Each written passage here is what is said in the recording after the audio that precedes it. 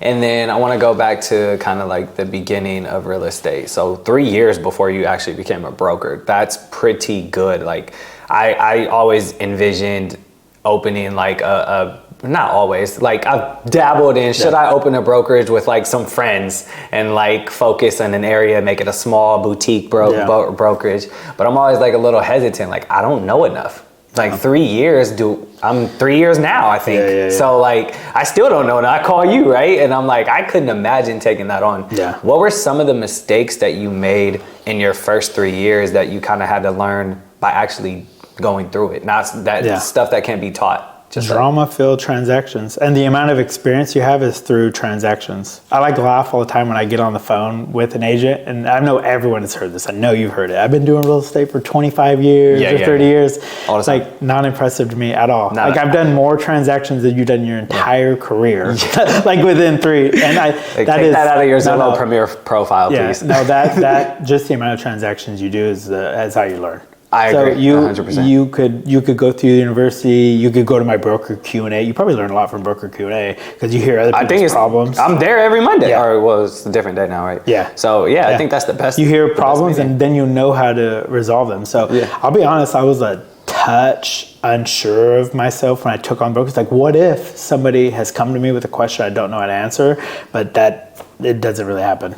And I think, not to feel... No, that's right. It's the truth. I know everything, man.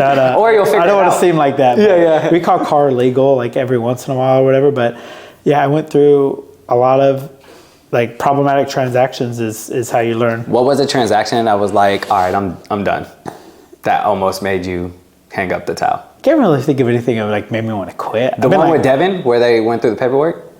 Oh, so I'll talk about that. We get reported every so often. So someone reported us to the DRE, and it was such an invalid thing. And they were mad that they didn't get their offer accepted. Yeah. And they were like $50,000 low. So they tried to say we didn't present it. And some buyers think that if they submit the first offer, they should get accepted, or we have to counter them back or something. So anyway, someone reported us, and the DRE contacted us. They want all our paperwork, all our emails, and everything. And such an invalid claim, but it's stressful that we have to go through all that and supply all that information. So just like we were talking about earlier today, I'm having a slow day. Something like that could pop up on me out of nowhere. Yeah. And then all of a sudden you're just consumed in that for like a week long, and then everything else got to fit in. But I can't really think of something that made me like want to quit real estate. Sometimes the worst thing for me is when you're helping out somebody, you're giving your all to them, customer service based. I want to see you, like everything's for them, and then they're an